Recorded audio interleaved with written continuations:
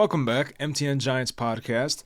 Doing this on a Saturday because the Giants play Monday night at home versus Seattle. Seattle is a 1.5 point favorite now. It was one. Actually, when the line opened, the Giants were favorites. So it's been kind of bet up, I guess, or maybe due to injuries. Now it's in Seattle's favor, so not the best thing there. And I saw today already that Andrew Thomas has been ruled out. That's a shame because it really felt like this was the week to get him back. You know, he missed the San Fran game. He missed the Arizona game in week 2. It felt like with the extended rest that, hey, maybe Andrew Thomas will be back. And I believe he practiced on Thursday in a limited fashion and then missed practice on Friday. So there could have been a setback, which would make things even worse. But he's been ruled out today. And then right after that, Saquon Barkley, who seemed like he was trending towards playing, it was released that he's doubtful for this game, which, as I said last preview, when guys are doubtful, they rarely play. Now, playing Monday compared to Sunday, it could help a bit, and the Giants are still saying he's a game-time decision, so if he happens to feel great that night, then hey, maybe he plays, but most times when guys are doubtful, that means they're probably not going to play. So right now, Seattle, 1.5 point favorites. There's a ton of injuries to go over in this game, and we'll get to that. But what I will say off the top is that the Giants have to win this game. You know, you'd hate to call a Week 4 game a must-win game, but if you lose this, you drop to 1-3. You have two potential top 5 NFL teams on deck. You have the Dolphins, who look great right now, and then you have the Bills right after that. And I believe both games are on the road, or maybe the Miami game's home. I forget. But still, two very tough opponents coming up, and if you lose this game, you have a chance to really fall to 1-5. So you have to avoid that. You have to win this game.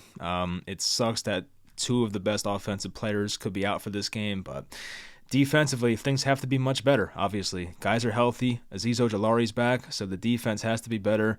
Seattle, though, does have a great offense, so we'll see what happens there. Anyway, hope you guys enjoyed the video, and let's get into it. All right, we'll try to go over this lengthy injury report and go over the important guys. Artie Burns with a hamstring injury did not practice on Friday for Seattle. Trey Brown, another backup cornerback for them, did not practice on Friday with a concussion. Kobe Bryant, another corner for this team, did not practice with a toe injury. Draymond Jones, who's a good player on their defensive line, they just got him from Denver this past offseason. He did not practice with a hip injury. Charles Cross, who was the pick, I think, right before Evan Neal or right after, I forget which order they were, but top 10 pick in the draft a couple years ago. He did not practice on Friday with a toe injury, and the backup linebacker, Derek Hall, did not practice either. They had a few guys limited. Will Disley, tight end. Julian Love, former Giant, of course. I'm sure he wants to play in this game very badly. Hamstring injury for him. Same thing for Quandre Diggs. Hamstring injury. Phil Haynes, their starting guard, and Evan Brown, their starting center, have injuries as well. They are getting back Jamal Adams, making his season debut. He got hurt very early last season, so I think it's been over a year since Jamal Adams has played in an NFL game, and of course it's back to MetLife where he started his career with the Jets. Tariq Woolen should play, I think. DK Metcalf should play. These guys were full participants on Friday. Jaron Reed, Uchenna Nwosu, and Darrell Taylor, so those guys should be able to play for Seattle on Monday. For the Giants, I mean, their injury report seems pretty, of course we went over Thomas and Barkley, but aside from those guys, it's really not that bad. And also keep in mind the Seahawks, their starting right tackle, or supposed to be, Abraham Lucas, is on IR. So their, guy who's supposed to be their right tackle is not going to play. But yeah, for the Giants, I mean, it's not that bad. I mean, Bellinger practiced in full today. DJ Davidson practiced in full. Azeez practiced in full today. Ben Bredesen practiced in full. He should be back. But Andrew Thomas, of course, is out. Saquon got a limited practice today, so that's a wait and see, but listed as doubtful once again. Seattle does not have their injuries updated for Saturday, so I apologize, but yeah, not yet. Anyway, for the Giants offense in this game, the Giants only have 6 offensive points in the first half in 3 games this year, so that's, 2 points per half. It's not very good, obviously. That has to be much better. They have not scored a touchdown yet in the first half either. I mean, aside from the second half in Arizona, the Giants offense has been probably the most putrid offense in football. That's like worse than the Bears, worse than, I don't know, insert bad team here. They have to get off to a much better start. You can't Like if they put up like 3 points or 6 points or 0 points against Seattle in the first half with how good their offense is, I mean you're not gonna come back most likely. Like if you go down like 17-6 or 14-3 at halftime, like Seattle's not the type of team that's going to let you back. I just don't see that happening. So you can't get off to this really bad start. You have to be much better in the first half. Seattle's defense has allowed the fourth most points in the NFL this year. I mean, technically it's like fifth, but the Packers played the extra game, so I'm saying it's fourth. The Giants, though, have the third most points allowed on defense. So two pretty rough defenses, at least so far in this early season. Seattle has allowed the second most passing yards. So if there's a game for Daniel Jones to put the offense on his back, it could be this game. And without Saquon Barkley versus a secondary that has struggled so far this year, this could be a nice spot game for Daniel Jones here on primetime. Now, of course, he's had his struggles in primetime, but if this were a game to, have a 280-yard, 2-touchdown type game, this could be it for Daniel Jones. Seattle's run defense has been the third best in football so far, so they're averaging below 3 yards per carry, 2.9 yards per carry allowed by them, so that's been very impressive. I'm trying to see who they played so far. They played the Rams, and they had Cam Akers at that point, Kyron Williams, not the best running backs. The Lions have a good running attack, so that's impressive, and the Panthers with Miles Sanders and Chuba Hubbard. So, yeah, they've played some decent running backs so far, especially Detroit. Like, that's an impressive one. So, their run defense has been great so far this year. So, maybe even if Barkley misses this game, it's not the biggest deal. Of course, the way to beat Seattle is through the air, and we'll see if the Giants receivers can get open in this one. Seattle has the same pressure percentage as the Giants, so the pass rush for them has not been that good. But in fairness to Seattle, they blitz way less than the Giants. So with how much the Giants blitz, the Giants have like the second or third highest blitz percentage blitz percentage in the NFL. Their pressure percentage should be way higher, but Seattle, who does blitz less, has the same pressure percentage as the Giants, which is probably not a good thing for the Giants. Now, we know missed tackles was a big thing on Thursday. Seattle actually has only one less missed tackle than the Giants so far this year. So Seattle has a bit of an issue with wrapping up as well. I'm hoping that Wan'Dale Robinson should play more in this game. He was clearly on a snap count. I think he played 8 snaps or something like crazy number in San Francisco last Thursday. So I hope that we see Wan'Dale Robinson play at least 70%. I think he's one of their best receivers. I would like to see him out there. Darren Waller's had more time to rest with the hamstring issue. He's basically had almost 2 full weeks. So hopefully we see a more spry and just a faster looking Darren Waller. Maybe Jalen Hyatt gets more snaps. It's been, I feel like with rookies, of course, they want to kind of ease them in, but now you're in week 4, you're in a game where you have to win, in my opinion. I think the coaches probably feel the same way. So maybe Jalen Hyatt gets some more run in this type of game. But as I said, you have to score points in this game. You cannot win this game 17-14. You can't win this game 13-10. You have to, I think the Giants have to put up at least somewhere in the early 20s offensively to win this game. I could see a 21-20 or something like that, but you are probably not going to win this game if your point total is in the teens or even below that. So the Giants offense has to do some work.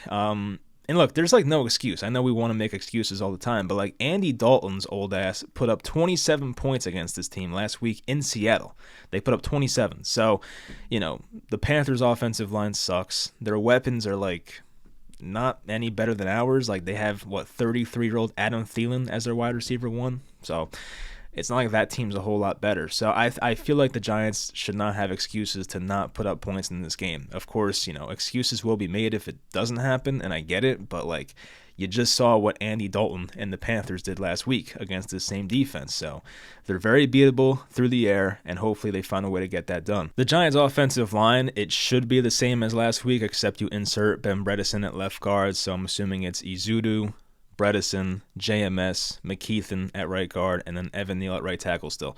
So if it's anything but that, I'd be a bit surprised. I mean, we saw last week they tried to put Shane Lemieux in there at left guard, and it was just not a fun experience. Javon Hargrave had his way with him. So Ben Bredesen is definitely an upgrade, so that's good to see. But of course, not having Thomas, it's like it sucks. But Izudu's been like okay. He's had his rough moments, of course, but he's been like okay for a guy kind of thrown in that position. And it's also scary because when these teams played last year, it just looked like Seattle was like the much better team. Like the Giants' offense got nothing going. They scored 13 points in that game.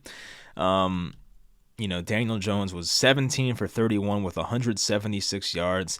Saquon was bottled up for 20 carries, 53 yards. There wasn't much going on offensively. Like, that's the scary part. Like, I feel like Seattle, even last year when the Giants had their good year, I mean, they still found a way to not make this offense beat them. Like, they held the Giants to 225 total offensive yards. So if you can do that, even 3.5 yards per play, which is even worse. So if they can do that, then I'm kind of nervous about what they can do to this team without Saquon and without Andrew Thomas, but we'll see if Seattle's defense is up for the task or not. For the Giants defense, I mean, the thing that comes to mind here, like the first thing that comes to mind is how the hell do they guard these receivers? Like last year it was Metcalf, Lockett, and Marquise Goodwin, and like Goodwin's all right. Like I don't mind him as a player, but they replace Goodwin now with Jackson Smith-Njigba, which is like a whole different type of player.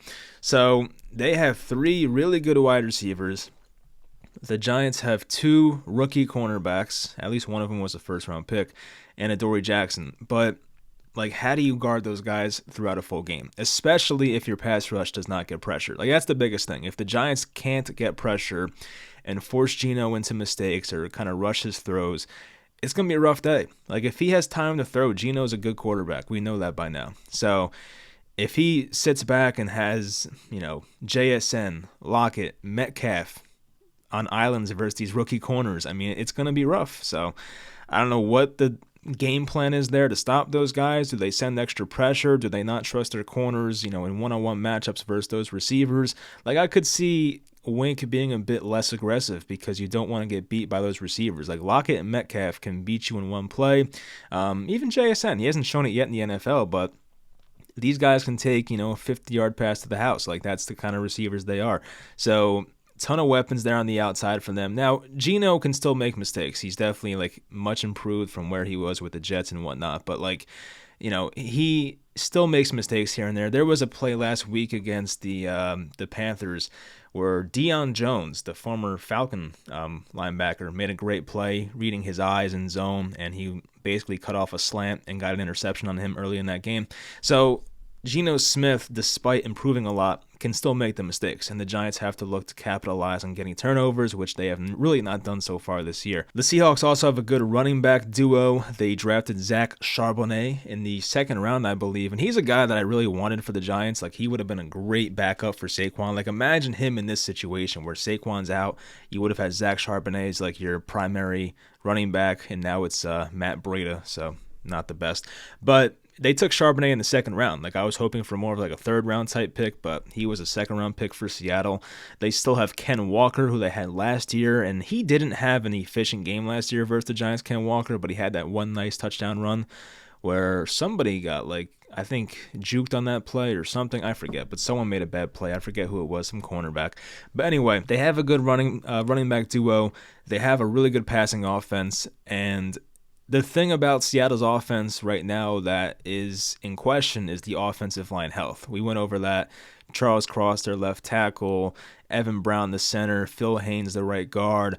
I mentioned their right tackle, Abraham Lucas, is on IR. So if the Giants are going to beat Seattle's offense, they have to find a way to get a pass rush. Now, so far this year, they have not done that. I mentioned that, do they want to blitz as much? Because if you leave these cornerbacks in one-on-ones with really good wide receivers in Seattle, that might be an issue. Do you drop back in zone more and kind of try and read Geno's eyes and capitalize on a bad throw? Like, I don't know. They have to find a way to generate a pass rush, though. I would love it if they can just rush 4 guys and get a good pass rush, but so far this year, that has not been the case. Kayvon Thibodeau's numbers have been awful, no matter what metrics you look at, whether it's PFF or win rate or whatever. Like, his numbers have been awful. Getting Aziz back is nice, but, he hasn't been that great this year when he's played. Dexter Lawrence has been like the one guy who consistently shows up, and Leonard Williams hopefully can be good. I think Leonard actually had like a 3-sack game versus these guys a couple years ago. That was the game I think Colt McCoy started in Seattle, and I think Leonard Williams went off in that game. So, maybe he can have some type of game like that again. So hopefully that can work out for them. But yeah, Seattle's offensive line, definitely the weakest link of this offense so far, but I'm just concerned about what Seattle's weapons can do because they are scary. And as I said, if you give Geno time, he can make throws. And Geno's good in the pocket. Like, he knows how to step up. He knows how to kind of buy himself some time. He's not the most elusive. Not elusive, but he's not the most, like, quickest quarterback, I guess you can say, Geno. Like, he's fine. It's respectable.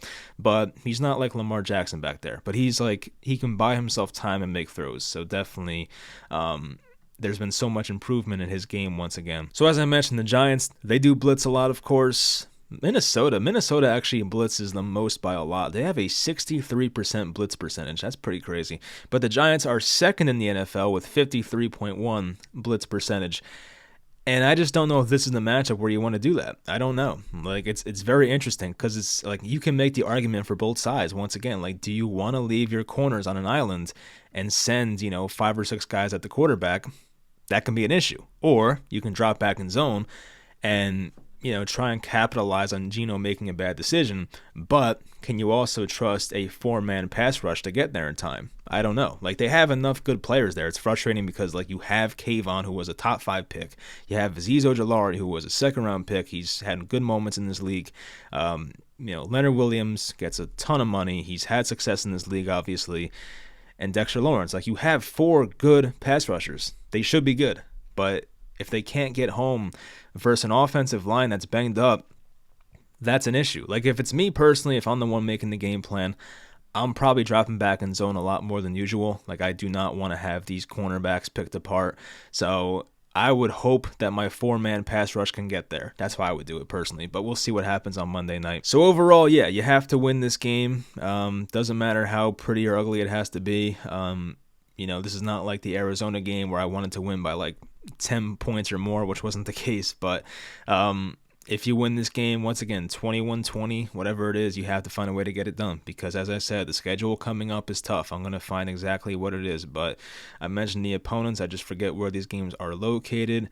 Of course, this one is going to be home versus Seattle. The week after that's going to be at Miami and then at Buffalo. So 2 games on the road. Very tough opponents. I mentioned this many times on this channel that playing in Miami early in the season is probably the biggest home field advantage for any team because of the heats, and they put the benches in the shade for Miami and not for the opponents. So tough place to play there early in the year, so that sucks. But yeah, tough matchups coming up here.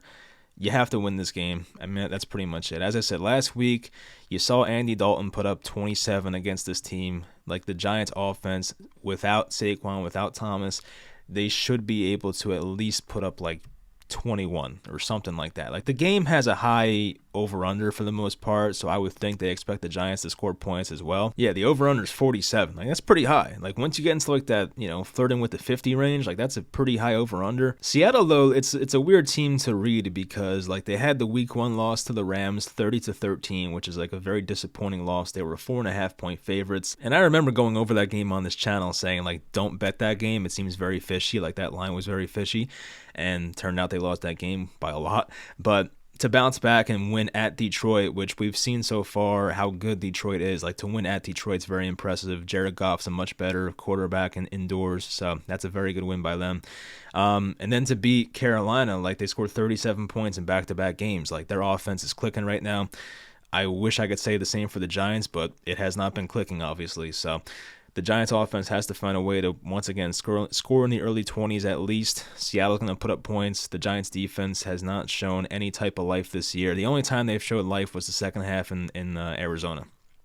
And not even the full second half. I would say like mid-third quarter onwards, that's when they like look their best. But aside from that, they have been pretty crappy for the most part. So anyway, find a way to win. I don't know what to expect. I don't really have a prediction right now. Like, I just don't know how to feel about this. I can see a way where, like, the Giants win this game, of course, and, they coach this game very well, and they force Geno into an interception, and Daniel Jones has a great passing day. I can see that happening, but I could also see it being like the rest of the games this year where they start out slow and Seattle jumps out to, a 14-3 lead, and you're like, damn, like, what the hell? So, like, I don't know what to expect here. So, I guess leave in the comments what you expect here. But anyway, let's get into the week number 4 NFL spread picks. So, last week's record for me spread pick wise was actually not bad. Like, when I thought about it, I was like, man, I had a bad week because I know I picked the Broncos who lost 70-20. I picked some just rough ones. I picked Tennessee +3. They lost 27-3. Like, it's so weird. This might be like the weirdest spread pick week I've ever had, because like I went 10-6 on the week, which is great. That's obviously awesome, but every loss I had, the 6 losses, were awful. I'll go over them quickly. Tennessee +3 I picked. They lost 27-3. Denver +6.5 I picked. They let up 70 points. Washington +6.5. I believe they let up 37 points and only scored like, was it 3? Was it 37-3? I don't know. The Bills beat the crap out of them. I picked Jacksonville -9.5. They lost the game outright by a lot. I picked Chicago +12.5. They lost by 30 or 31. And then I picked Dallas -12, and they lost the game outright. So it's like, when I lost bad. But luckily it doesn't matter when it comes to the overall like spread record. So on the season now, I'm 24-21-1. So over 500. Love to see it. We'll get into week 4. Falcons at Jaguars, a London game early on Sunday. Kind of some interesting storylines here. The Falcons have a receiver with the last name London, so that's cool. It's a Calvin Ridley revenge game. Jaguars are favorites by 3. I don't know which way I want to go with this. Like, I kind of like the Falcons, but I think the Jaguars are due for a bounce back. I really do. Like, their offense has not looked right. I think they'll get things more straightened out here in London. They have plenty of experience in London. I feel like the Jaguars play in London every freaking year. So I'll take the Jaguars -3 for the first one here. Ravens at Browns. Interesting one here. So the thing is, we don't know if Deshaun Watson's going to play. I'm going to try and look up like the latest on him, but there was a report that came out that he has not thrown basically the entire week because of a shoulder injury. Now, their backup quarterback's interesting. Dorian Thompson-Robinson, the guy from UCLA who looked great in the preseason. But even then, you look at the Ravens injury report, and they have a lot of guys out too. Their entire receiving core is out, minus Zay Flowers. I think Ronnie Stanley might still be out. So I guess I'll take the chance that Watson plays, and even if he doesn't, I kind of liked what I saw from Thompson-Robinson this year, so I will take the Browns as 1.5-point underdogs. And by the way, the Browns defense, I feel like it has not gotten enough public attention so far, but like that might be one of the best kept secrets in the NFL so far, is how good the Browns defense is. They have Jim Schwartz, who I believe was the Lions coach a long time ago, like a decade ago, and he might have bounced around with like Philly and somewhere else, but he's been their defensive coordinator this year, and he's been awesome. So, so far the Browns defense has been legit, and the Ravens are missing, some offensive pieces. So I'll take the Browns +1.5. Next we have the Bengals at the Titans. Interesting one here. Bengals are a 1.5-point favorite on the road. I picked the Titans last week, and I'm kind of out on them. Like, they're really not that good. Their offense looks completely lost. It looks like Tannehill, Hopkins, Henry are over the hill. So, I'll take the Bengals. I mean, the Joe Burrow thing is scary. The injury, I feel like he might just, like, get hurt at any play, at any point. Like, if you watch that game Monday, he did not look right at all. But the Titans have a very bad pass defense. So, Burrow hopefully can just stand back there, just throw it to Chase, throw it to Higgins, throw it to Boyd, and have a good enough passing day. So I'll take the Bengals -1.5 on the road. Next is the Broncos at the Bears. Broncos are 2.5-point favorites on the road. This probably is the most unwatchable game of the week. I'm kind of interested though. It's kind of like one of those train wrecks where like you wanna just see how bad it gets type thing. Like, I don't know. I feel like the Broncos are still not a good team, but they're like decent. They're decent enough. The Bears are completely lost. I mean, the Bears for the second week in a row are saying, "Oh, the offense is going to be fixed." Blah blah blah. Like, no, I don't think so. So I'll take the Broncos minus 2.5. I feel like their team is just better overall. The Rams at the Colts. Rams minus 1.5. If there's one thing I'm taking in this game, it's the over. These are two of the faster paced offenses in the entire league. The Colts do get Anthony Richardson back, which I like. So I don't know. It's a tough one. I feel like you can make an argument for both sides, of course. I guess I'll take the Colts. They just look better right now. They're 2-1. They have some momentum going. They get AR back once again, so I like that, of course. And I feel like, the Colts defensive line has been okay so far this year, and we saw how bad the Rams offensive line was on Monday night. So I'll just take the Colts. Colts plus 1.5 on the at home. Next is the game of the week. Here we go. The Dolphins are at the Bills. Bills minus 3.5. That extra 0.5 is really kind of like tempting me to take the Dolphins here. You know what? I feel like I'll take Miami. I'll take Miami plus 3.5. I feel like if this game was later in the year and it was very cold out, like I'd probably lean towards taking Buffalo because they're used to the elements. But like this early in the season, the weather should not matter that much, and I feel like Buffalo's probably not happy about that. But then again, Buffalo played in Miami early last year, and it did not go well for them because they were like dying of heat exhaustion. So, yeah, I'll take the Dolphins plus 3.5 in this one. Vikings at Panthers. Vikings minus 2.5. This one seems easy to me. I mean, I could be like overthinking it, maybe. I don't know, but I'm taking the Vikings minus 2.5. I think this is a game where, Bryce Young is back for this team, which, Andy Dalton looked fine last week. I don't even know if that's an improvement right now. I feel like right now, at this very moment, Andy Dalton might be a better option for this team than Bryce Young, which is crazy to say, but like I feel like that's kind of true. But I'll take Minnesota minus 2.5 on the road. They have to get their first win at some point. That team is still too talented. And while the Vikings have a lot of defensive deficiencies, I don't see the Panthers offense taking advantage of that. So I'll take the Vikings minus 2.5 on the road. Steelers at Texans. This is another interesting one here. Steelers minus 4.5. Wow. I guess that's because the Steelers have a great defensive line and the Texans' offensive line is not healthy at all. So I've been backing the Steelers the past couple weeks and it's been working out. So 4.5 is a lot, though. I feel like I'll just take the Steelers. Steelers minus 4.5. Why not? They should get enough pass rush, hopefully force Stroud into some mistakes. And Stroud's been very good this year, by the way. So we'll see if that happens or not. Buccaneers at Saints. Saints minus 3.5.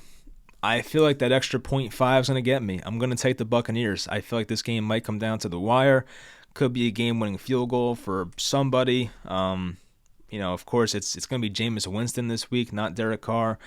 But yeah, I like Tampa for this matchup. Like Tampa, you can tell the weather affected them last week against Philly.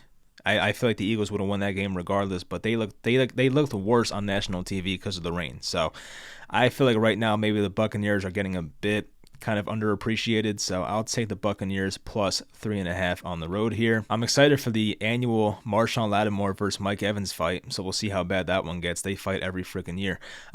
Commanders at Eagles. Eagles minus 7.5. The Eagles have not looked that sharp this year, but I think this is a game where they'll probably beat the crap out of the Commanders. I'll take Philly minus 7.5. I mean, the Commanders lost by a lot last week, so you don't see teams get blown out back-to-back weeks very often, but I don't know. I don't like the Commanders right now. I was starting to kind of buy into them, but I looked at that schedule and I'm like, man, they play the Buffalo Bills and the Eagles coming up next. Like, they're going to be 2-2 for sure. But I don't know. They looked bad, really bad last week. So I'll take the Eagles minus 7.5. I feel like Sam Howell holds onto the ball way too long.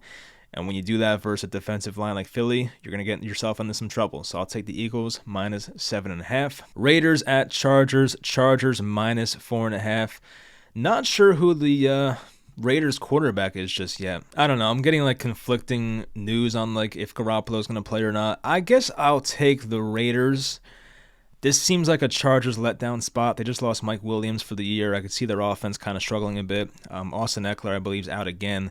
So you're going to have Josh Palmer, Quentin Johnston step up for the Chargers, and I feel like their offense might not be that great. So I'll take Las Vegas plus 4.5. If Jimmy plays, that's much better, of course. And I think Josh Jacobs will finally have a good game in this one. Jacobs, if you have him in fantasy, has been kind of underwhelming so far this year, but I think this is a matchup where he should be really good. Cardinals at 49ers. 49ers minus 14. Yeesh. That seems a bit outrageous. I mean, yeah, you're at San Francisco. Tough defense, of course. I think Debo might be out for the 49ers. It seems like Ayuk is trending towards playing. I don't know. I feel like the Cardinals could hang around for a bit, but I feel like this might get away from them in the fourth quarter. Like, they might enter, like, the fourth quarter, like, I don't know, 31-21 or something like that. And then, like, you know, the Niners pull away. So I don't know. I have no idea what to expect here. I would probably just not bet this game in general, but for the hell of it, I'll just take the Cardinals plus 14. Don't love it, but I feel like they have some good vibes right now. They just beat the freaking Cowboys, so that's great. So if they can just not lose by more than 2 touchdowns, then hey, we'll be fine. Patriots at Cowboys. Cowboys minus 7.5. I like the Patriots a lot here, not going to lie. I can actually see the Patriots winning this game. It's on the road, of course, but this feels like a game where Bill Belichick, for some reason, will have them very ready to play, and I can see this being very close throughout. Of course, you know, the Dallas Cowboys may have like a last-minute type victory, but I feel like this game will be close throughout. I do not see the Cowboys blowing them out. The Patriots are not great, but they're still too good, in my opinion, to be, you know, big underdogs like this. I don't know. I just don't see it. My concern, of course, is the Patriots offense. Can they do anything? I mean, who knows? But I feel like the Patriots defense will be very much up for the challenge. I'd probably take the under. I don't know what the over-under is, but I feel it's 42.5. I mean, yeah, it's kind of low, but still, I might take the under still. I feel like that Patriots defense will be ready to play. The Patriots offense does not do much anyway, so I feel like the Patriots may keep it close in a low-scoring game. The Chiefs at the Jets. This is interesting. The Chiefs are only 7.5-point favorites. I would think it would have been like, I don't know, 13 or something like that, but 7.5. Wow. Am I missing something here? Like, what is the issue with this spread? It just seems odd. Like, the Chiefs defense actually looks kind of good. Like, it's another defense that I feel like is not getting enough, like, attention, just like the Browns. But the Chiefs defense is good, and Zach Wilson is Zach Wilson. Like, I don't know how the Jets even score over 10 points in this game. So you're asking Patrick Mahomes if he can win 18-10 or more. Like, I feel like that's pretty automatic. So maybe I'm a fool, but hey, I'll take the Chiefs minus 7.5. I just do not get the spread whatsoever, but I don't know. I feel like when that happens, it's usually the opposite, so maybe take the Jets, but I'm taking the Chiefs. I don't really care. Seahawks at Giants. Seahawks minus 1.5. I went against the Giants for the first time last week in the spreads, and it worked out. I'll probably just stick with that. Once again, I don't have a great feel for this game, but I'll just take Seattle minus 1.5. Of course, the Giants' offense is going to be a little challenged in this game with some of their best players out. The Giants need to get a pass rush, which I don't know if they have one, so that's a big thing about this game. And Seattle, of course, has a bunch of weapons. I don't know if the Giants can stop those weapons, so I'll just take Seattle. So, yeah, that's going to do it for this Week 4 Giants preview. Hope you guys enjoyed. Tomorrow, I'll actually be on Tim's channel, Online Big Blue. I'll be on a live stream at, like, I think 10 a.m. it is. So if you guys want to join that, go ahead. I'll be there. But, yeah, hope you guys enjoyed, and I'll talk to you guys next time.